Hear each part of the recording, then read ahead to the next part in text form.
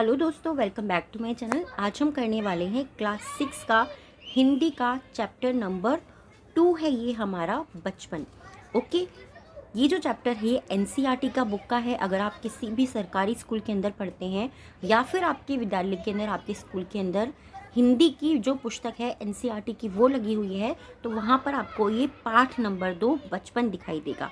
और ये जो पाठ है इसकी जो राइटर हैं जिसने इसको लिखा है उनका नाम क्या है? उनका नाम है कृष्णा सोवती। ओके, कृष्णा सोवती जो है इसकी राइटर हैं, उन्होंने इस चैप्टर को लिखा है।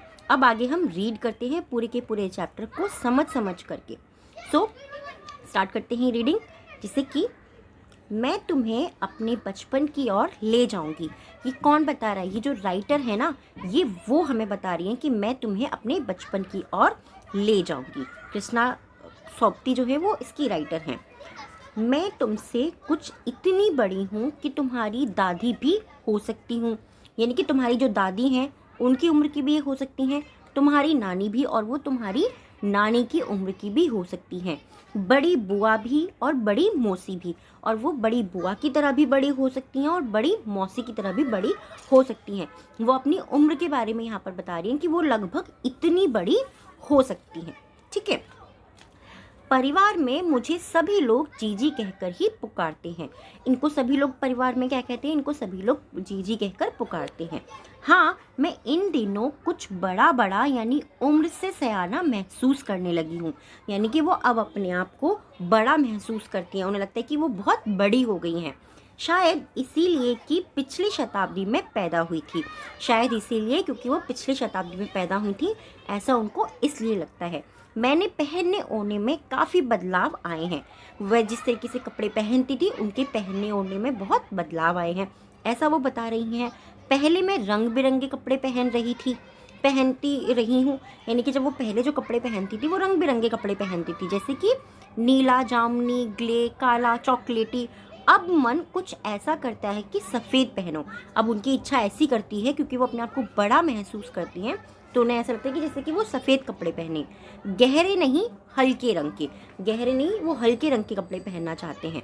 मैंने पिछले दशकों में तरह तरह की पोशाकें पहनी, जैसे कि फ्रॉक, फिर निकरबॉकर, स्कर्ट्स, लहंगे, गरारे और अब चूड़ीदार और घेरदार कुर्ती। पहले उन्होंने स्कर्ट्स वगैरह सब कुछ पहनी थी, लेकिन अब उनकी इच्छा कैसी करती है? सिर्फ चूड़ीदार और घेरदार जो कुर्ते होते हैं उनको पहनने की। वो अपनी पहनाव के बारे में बता रही हैं हमें। बचपन में कुछ फ्रॉक तो मुझे अब तक याद हैं। बचपन की उनकी कुछ फ्रॉक ऐसी थी जो उन्हें अभी तक याद हैं।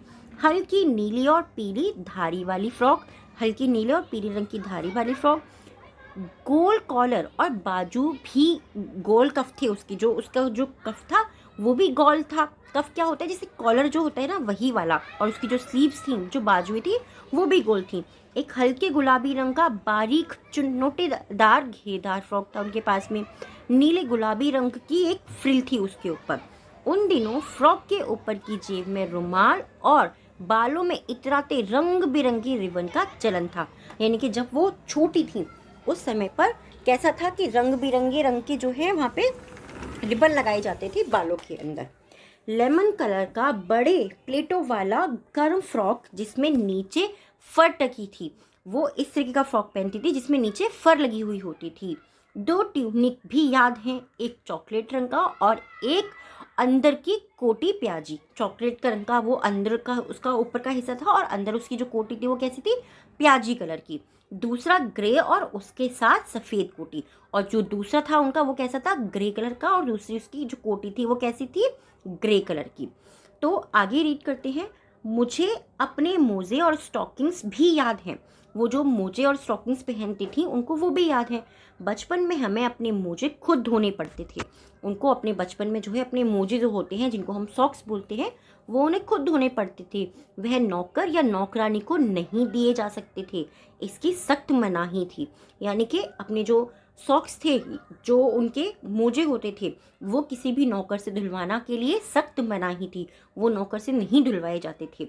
हम बच्चे इतवार की सुबह इसी में लगाते। इतवार यानी कि रविवार या फिर संडे, तो हम संडे की जो सुबह होती थी वो इसी में लगाते थे। ये सारी कहानी हमें कौन बता रहा है? इस चैप्टर की राइटर कौन है?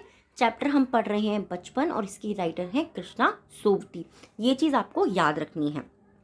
धो लेने के बाद अपने अपने जूते पॉलिश करके चमकाते। जब जूते कपड़े ब्रश से रगड़ते तो पॉलिश की चमक उभरने लगती। सरवर, मुझे आज भी बूट पॉलिश करना अच्छा लगता है। ठीक है, हालांकि अब नई नई किस्म की शू आ चुके हैं, यानी कि अलग अलग तरीके के नए नए तरीके के जो है अब जूते आ चुके हैं, पर उनको अभी भी जूते पॉलिश करना अच्छा लगता है।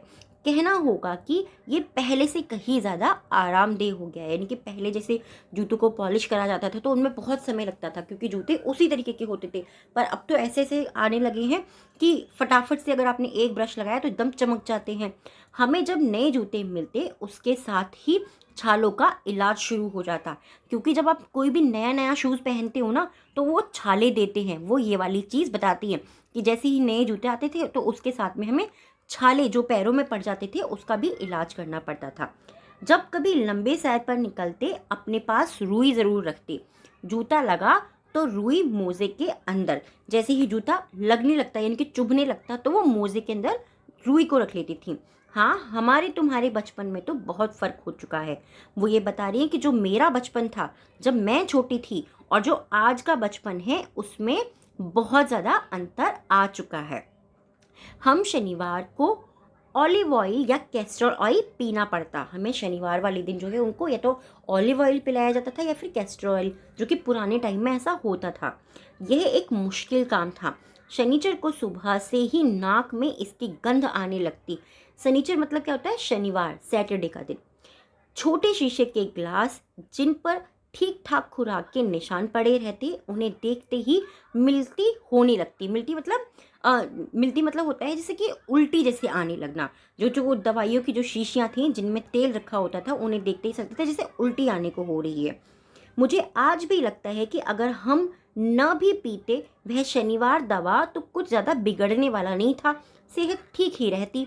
वो ये कह रही है अगर हम उसको दवाई को आज भी नहीं पीते तो हमारी सेहत ठीक ही रहती, ज़रूरी थोड़ा ना था कि हम उसको पीते ही। तुम्हें बताऊंगी कि हमारे समय और तुम्हारे समय में कितनी दूरी हो चुकी है, यहाँ तक कि बचपन की दिलचस्पियाँ भी बदल गई हैं। अब देखिए, ये जो चैप्टर है ना ये बहुत बड़ा है, तो हम क्या करेंगे, इसको हम 2 पार्ट्स में पढ़ेंगे। आज हमने इसको आधा पढ़ा है और ये जो है ये हैं कृष्णा सोपती जी, जिनके बारे में ये पाठ है हमारा कक्षा 6 का एनसीईआरटी का बचपन पार्ट 2। ठीक है, आगे जो चैप्टर है उसको हम रीड करेंगे। अब ये बहुत बड़ा चैप्टर है, आप इसको देख सकते हैं, और यहाँ तक हमारा ये चैप्टर होने वाला है। ठीक है, तो इसको हम नेक्स्ट टाइप में पढ़ेंगे। आई होप ये जो अभी चैप्टर हमने पढ़ा है ये आपको ज़रूर पसंद आया होगा।